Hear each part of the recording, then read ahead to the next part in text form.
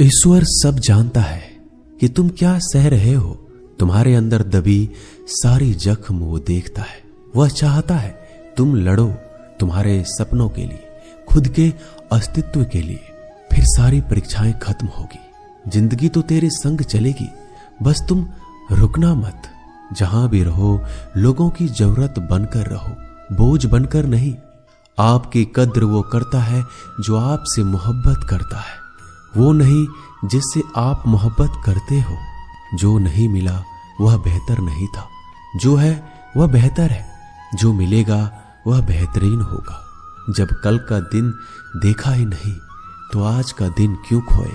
जिस घड़ी में हंस सकते थे उस घड़ी में कल के लिए क्यों रोए। करीब उसके रहो जो तुमसे दूर ना रह सके। खुशी देने वाले भले ही हमेशा अपने नहीं होते, लेकिन दर्द देने वाला हमेशा अपना ही होता है। जिंदगी में कभी भी किसी बात पर तनाव लेने का कोई फायदा नहीं होगा, क्योंकि अगर तनाव लेने से इंसान सफल होता तो सबसे ज्यादा सफल दुखी लोग ही होते। घमंड ना करे अपने रूप और रुपयों का, क्योंकि मोर को अपने पंख का बोझ उसे ऊंचा नहीं उड़ने देता। कौन अच्छा है कौन बुरा है उसकी पहचान सिर्फ आपके बुरे वक्त में ही होती है।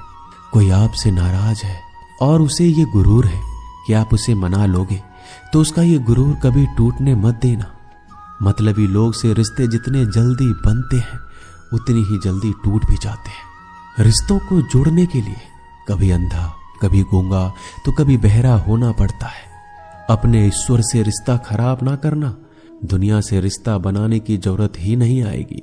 परवाह करने वाला मित्र, दर्द समझने वाला पड़ोसी, इज्जत करने वाले रिश्तेदार और प्यार करने वाला परिवार, ये सब तो हीरे हैं जिनसे जिंदगी हमेशा जगमगाती है। जिंदगी में मुश्किलें आपको डराने नहीं, बस आपके अंदर छुपी हुई शक्तियों को जगाने आती है। जो झूठ पर भी वाह वाह करेंगे वही लोग आपको तबाह करेंगे। बदलते लोग और बदलते रिश्ते चाहे दिखाई ना दे, लेकिन महसूस जरूर होते हैं। हानि हुई है तो भविष्य में लाभ भी होगा। यदि छल हुआ है तो आगे चलकर उसका हिसाब भी होगा।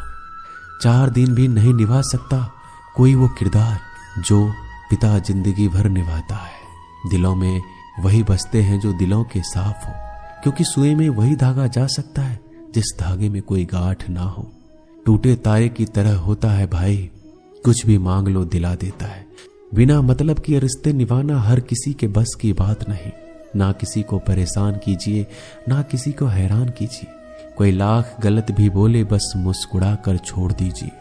जो व्यक्ति आपको अपनी हर बात बता सकता है तो समझ लीजिए वो व्यक्ति आप पर खुद से ज्यादा विश्वास करता है।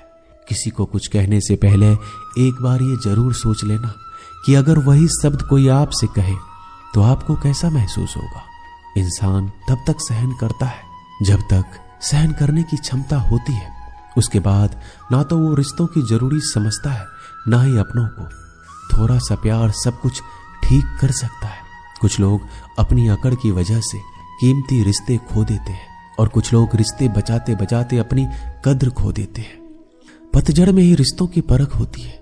बारिश में तो हर पत्ता हरा ही दिखता है। गम में एक उंगली आंसू पोंछती है और खुशी में 10 उंगलियां मिलकर ताली बजाती है। यही तो है जिंदगी। दुख में कोई नहीं, सुख में सब साथी। परखने वालों के साथ नहीं, समझने वालों के साथ रहो। किसी को कितना भी अपना क्यों ना मान लो, वो आपको एक दिन अजनबी होने का एहसास दिला ही देगा। बुरे समय में दिलासा देने वाला अजनबी ही क्यों ना हो, वो दिल में उतर जाता है। और बुरे समय में किनारा करने वाला अपना ही क्यों ना हो, वो दिल से उतर जाता है। भरोसे में इतना अंधा ना बनो कि पास वाले के असली रंग ही ना दिखाई दे। अगर कोई आपके साथ नहीं रहना चाहता तो उसे आजाद कर दो। पकड़ के रखे गए रिश्तों में कभी सुकून नहीं मिलता। तुम्हारा दिमाग ही तुम्हारी सबसे बड़ी समस्या है। ये उन वजहों को पकड़ पकड़ के लाता है जो बेवजह है। औलाद साथ छोड़ देती है, लेकिन हम सफर जिंदगी के अंतिम पड़ाव तक साथ निभाता है। वक्त जैसा भी हो, अच्छा या बुरा, बदलता जरूर है। अच्छे वक्त में कुछ ऐसी गलती मत करो कि बुरे वक्त में लोग आपका साथ छोड़ दे।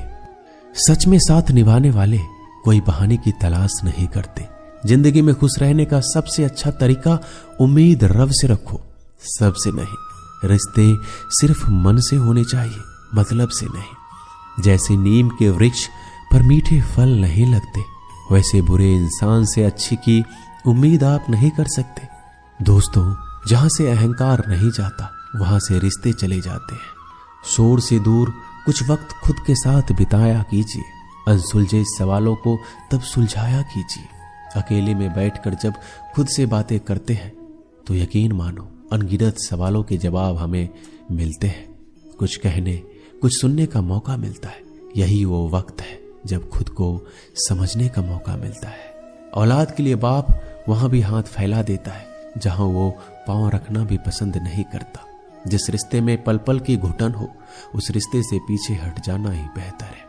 कभी अगर पैसे और रिश्ते में किसी एक को चुनना पड़े तो हमेशा रिश्ते को चुनना, क्योंकि पैसे तो आते जाते रहते हैं लेकिन रिश्ता लौट कर दोबारा नहीं आता। आपकी कद्र वो करता है जो आपसे मोहब्बत करता है, वो नहीं जिसे आप मोहब्बत करते हो। अक्सर सस्ते सस्ते लोग हमारी जिंदगी में आकर महंगे महंगे सबक दे जाते हैं। एक राजा था जिसके पास कई सुंदर रानियां थी। उस राजा के जीवन को देखकर लगता था कि ये बहुत खुशनसीब है, इसके पास सब कुछ है। एक दिन राजा अचानक बीमार पड़ गया। राजवैद्य ने राजा का इलाज शुरू किया, लेकिन दिन प्रतिदिन राजा की तबीयत बिगड़ने लगी। फिर एक दिन राजगुरु आए और राजा को अकेले में बताया कि इस बीमारी का इलाज संभव नहीं है, यह आपका आखिरी समय है। राजा ने विचलित स्वर में पूछा कि मुझे अब क्या करना चाहिए। तो राजगुरु ने कहा, यह शरीर छोड़ने के बाद आप दूसरे लोक में जाओगे। अगर आप चाहो तो अपने साथ एक इंसान को अगले लोक में ले जा सकते हो। राजा ने सबसे पहले अपनी चहती सुंदर रानी को बुलाया। राजा उस रानी से बहुत प्यार करता था, रानी को दिन भर निहारा करता था। राजा ने रानी से कहा, मैं कुछ ही दिनों में ये शरीर छोड़ने वाला हूं। राजगुरु ने कहा, कोई एक प्रियजन मेरे साथ चल सकता है। तुमने हमेशा मेरा ध्यान रखा, मैंने हमेशा तुमसे प्यार किया है। क्या तुम मेरे साथ मरकर दूसरे लोक चलोगे? पहली रानी मरने की बात सुनकर डर गई। उसके हाथ पैर कांपने लगे, आंखों में आंसू भरकर बोली, मुझे मृत्यु से बहुत डर लगता है। इतना कहकर वहां से भाग गई। राजा रानी के व्यवहार से अचंभित हो गया, लेकिन उसके पास कम समय था। राजा ने दूसरी रानी को बुलाया, जिस पर राजा को बहुत अभिमान था। राजा हमेशा अपने भ्रमण पर लेके जाता, क्योंकि वह बहुत भाग्यशाली थी। उसके होने से राजा को किसी प्रकार की चिंता नहीं होती थी। राजा ने दूसरे रानी से कहा, मेरे लिए तुम बहुत भाग्यशाली हो, मेरे साथ हमेशा रही हो। क्या तुम मेरे साथ दूसरे लोक चलोगी? रानी ने कहा, महाराज, मैं मरने के बाद मैं आपके किसी काम नहीं आऊंगी। हमारी शादी से पहले एक साधु ने आशीर्वाद दिया था, मैं अपने पति के लिए भाग्यशाली रहूंगी, लेकिन विधवा होने पर यह आशीर्वाद खत्म हो जाएगा। इसलिए आपके जाते ही मुझे दूसरी शादी करनी होगी, इसलिए मुझे माफ कर दीजिए, मैं आपके साथ नहीं चल सकती। रानी का जवाब सुनकर राजा का अभिमान टूट गया, गहरी सोच में डूब गया। इस कठिन मौके पर आखिर मेरा साथ कौन देगा?